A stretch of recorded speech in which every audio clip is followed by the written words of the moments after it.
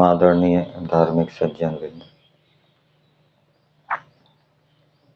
आर्यावर्त देश में रहने वाले आर्य लोग जितने ऋषि महर्षि हुए,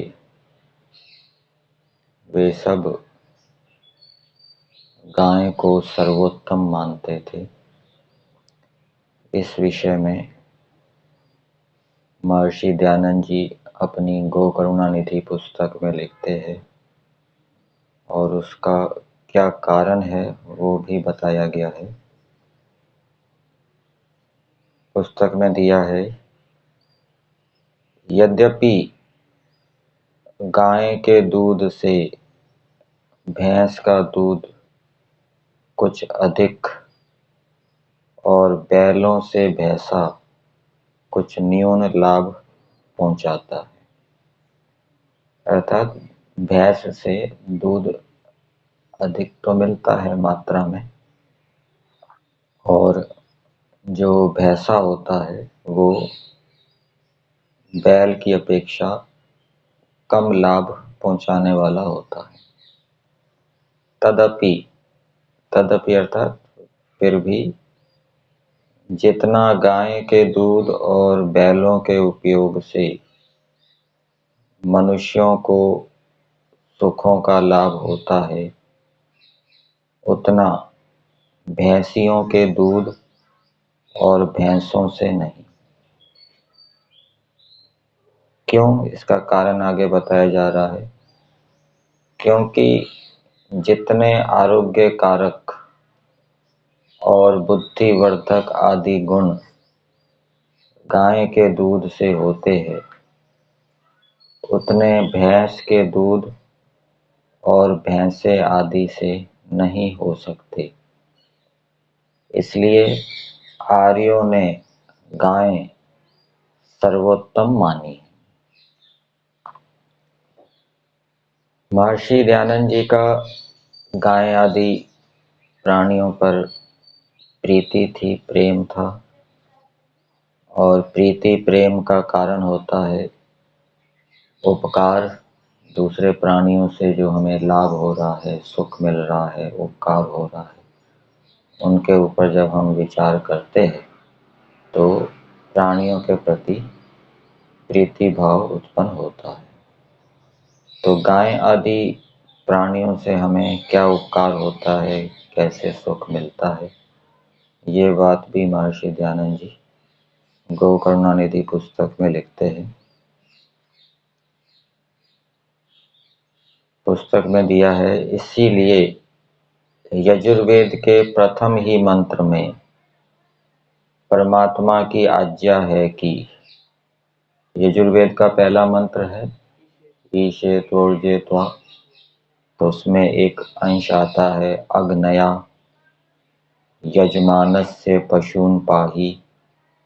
हे मनुष्य, तू पशुओं को कभी मत मार। ये परमेश्वर की आज्ञा है मनुष्यों को कि हे मनुष्य, तू पशुओं को कभी मत मार।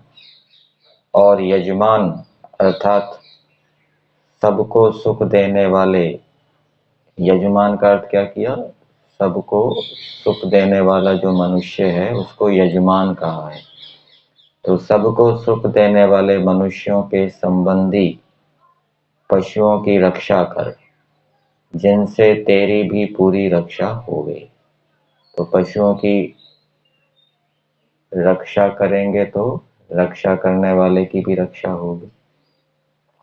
इसीलिए ब्रह्मा से लेकर आज पर्यंत आर्य लोग पशुओं की हिंसा में पाप और अधर्म समझते थे, और इनकी रक्षा से अन्न भी महंगा नहीं होता। ये उपकार है, लाभ है पशुओं की रक्षा से। पशु यदि रहेंगे तो अन्न महंगा नहीं होगा। क्यों महंगा नहीं होगा, आगे कारण बता रहे हैं। क्योंकि दूध आदि के अधिक होने से दरिद्र को भी, गरीब व्यक्ति को भी खान पान में मिलने पर, अर्थात खान पान में उसको दूध मिलेगा, तो खान पान में दूध मिलने पर न्यून ही अन्न खाया जाता है। और अन्न के न्यून खाने से मल भी कम होता है। मल के न्यून होने से दुर्गंध भी न्यून होता है। दुर्गंध के स्वल्प होने से वायु और वृष्टि जल की अशुद्धि भी न्यून होती है।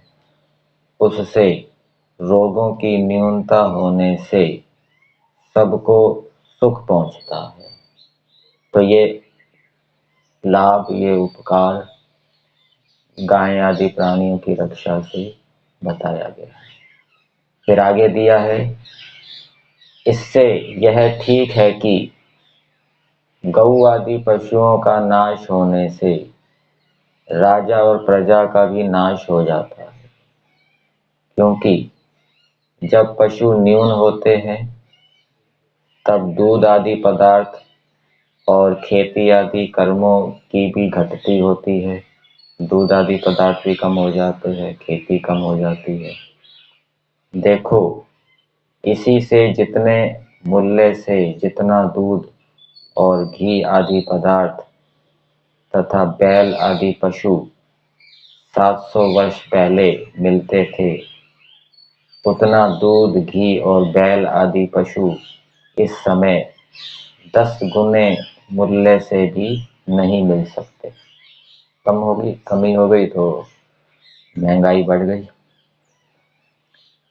क्योंकि 700 वर्ष के पीछे इस देश में गो आदि पशुओं को मारने वाले मांसाहारी विदेशी मनुष्य आ बसे हैं। वे उन सर्वोपकारी पशुओं के हाड़ मांस तक भी नहीं छोड़ते। तो नष्टे मूले नैव फलम न पुष्पम। तो जब कारण का नाश कर दें तो कार्य नष्ट क्यों ना हुए। अब महर्षि दयानंद जी की गाय आदि प्राणियों पर प्रीति कैसी थी, वो इन आगे के शब्दों से हमें पता लगता है। परमेश्वर से प्रार्थना की गई है।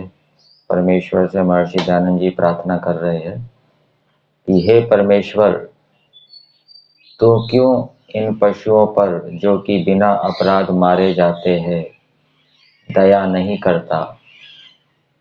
क्या उन पर तेरी प्रीति नहीं है? क्या उनके लिए तेरी न्याय व्यवस्था बंद हो गई है? क्यों उनकी पीड़ा छुड़ाने पर ध्यान नहीं देता और उनकी पुकार नहीं सुनता? क्यों इन मांसाहारियों की आत्माओं में दया का प्रकाश कर निष्ठुरता, कठोरता, स्वार्थपन और मूर्खता आदि दोषों को दूर नहीं करता, जिससे ये इन बुरे कामों से बचे? तो इन शब्दों से, वाक्यों से प्रकट होता है कि महर्षि दयानंद जी की गो आदि प्राणियों के प्रति कितनी प्रीति थी।